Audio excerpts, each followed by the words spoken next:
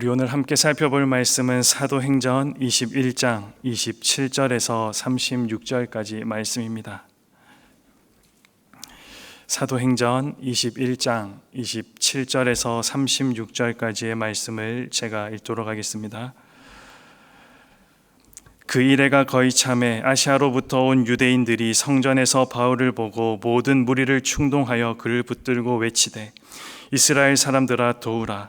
이 사람은 각처에서 우리 백성과 율법과 이곳을 비방하여 모든 사람을 가르치는 그 자인데, 또 헬라인을 데리고 성전에 들어가서 이 거룩한 곳을 더럽혔다 하니, 이는 그들이 전에 에베소 사람 드로비모가 바울과 함께 시내에 있음을 보고 바울이 그를 성전에 데리고 들어간 줄로 생각함이러라.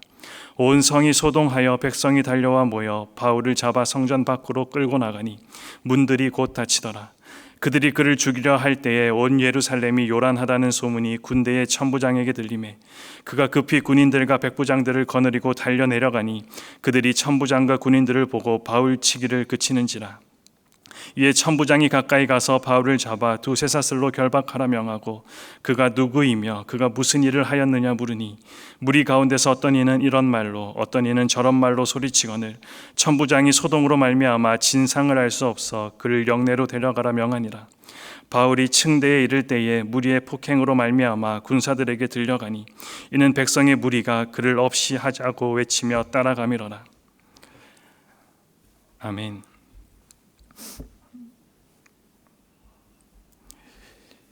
중세의 성직자 중에 줄리어스라는 유명한 사람이 있었습니다. 하루는 줄리어스의 꿈에 천사가 손님으로 찾아왔습니다. 줄리어스는 천사와 식사를 하면서 대화를 나누다가 주님을 향한 자신의 열정을 자랑하기 시작했습니다. 당신은 천사고 나는 사람이지만 주님을 향한 그 열정은 내가 당신보다도 더 큰 것 같습니다. 그러자 천사는 줄리어스의 마음에 있는 열심을 한번 재보겠다라고 말한 뒤에 눈을 잠시 감았다가 떴습니다. 그러고는 다음과 같이 말했습니다. 맞습니다. 당신의 열정은 확실히 천사인 저보다도 큰 것 같습니다. 그런데 그 열정의 40%는 인정받고자 하는 마음입니다. 그리고 나머지 40%는 명예에 대한 열정입니다. 그리고 나머지 15%도 기타 잡다한 생각과 이유로부터 나오는 열정이고요. 주님을 향한 열정은 단 5% 정도밖에 되지 않는 것 같습니다.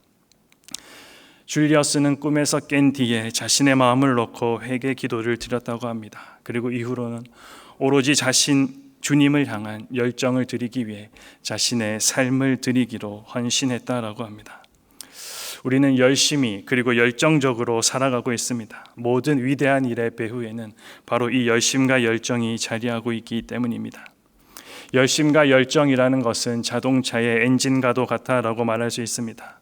자동차가 디자인이 아무리 좋고 세기하려 해도 그것이 결코 좋은 차라고 우리는 말할 수 없습니다. 왜냐하면 자동차에 있어 가장 중요한 것은 엔진이기 때문입니다. 엔진이 얼마나 좋으냐가 먼저이고 그 다음에 자동차의 디자인과 세계 문제를 말할 수가 있습니다.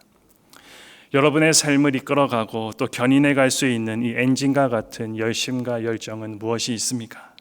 오늘 본문에서는 서로 다른 열심과 열정이 부딪히고 있는 장면을 목격하게 됩니다. 하나는 바울의 열심과 열정입니다. 예루살렘에 가면 잡히고 또 죽을 수도 있다라는 것을 알면서도 복음에 대한 열심과 열정을 가지고 예루살렘까지 올라온 바울의 모습을 볼 수가 있습니다. 또 하나는 아시아 즉 에베소에서 올라온 유대인들이 바울을 죽이려고 하는 열심과 열정입니다. 이들은 하나님과 율법에 대한 열심과 열정을 명목으로 바울을 죽이려 하고 있습니다. 열정은 좋은 것이고 너무나도 중요한 것입니다. 그러기에 우리를 혼란스럽게 만드는 가짜도 있다라는 사실을 우리는 기억해야 합니다. 여러분은 저렴한 제품을 흉내내는 가짜를 보신 적이 있으십니까?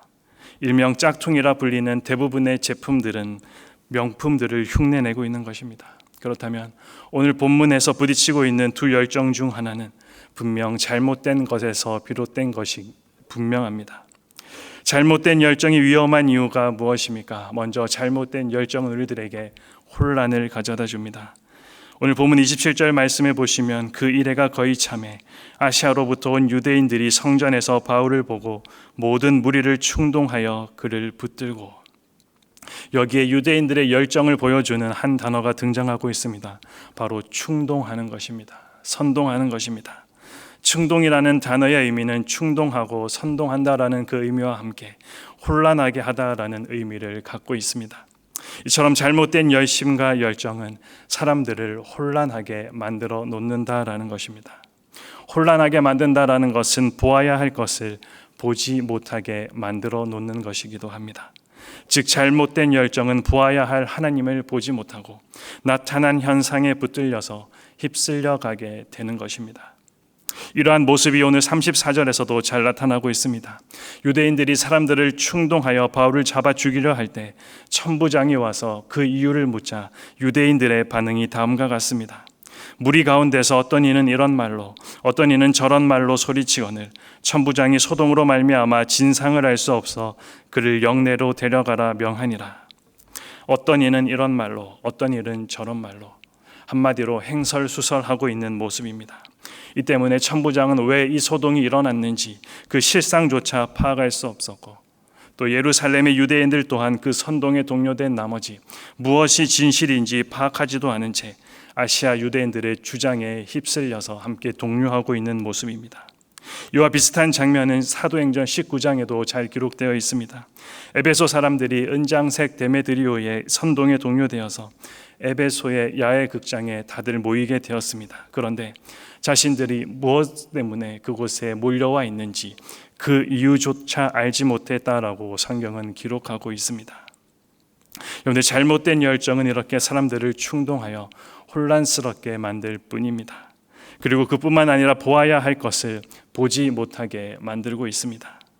오늘날도 선동은 자기의 이기적 목적을 이루기 위해서 참 많은 사람들에 의해 자주 사용되고 있는 모습입니다. 혹 이런 일들이 우리 주위에 일어나고 있지는 않은지, 혹 이런 일들이 나로부터 시작되고 있지는 않은지 우리는 잘 점검해 보아야 하겠습니다. 그렇다면 잘못된 열정은 무엇으로부터 시작되고 있는 것입니까?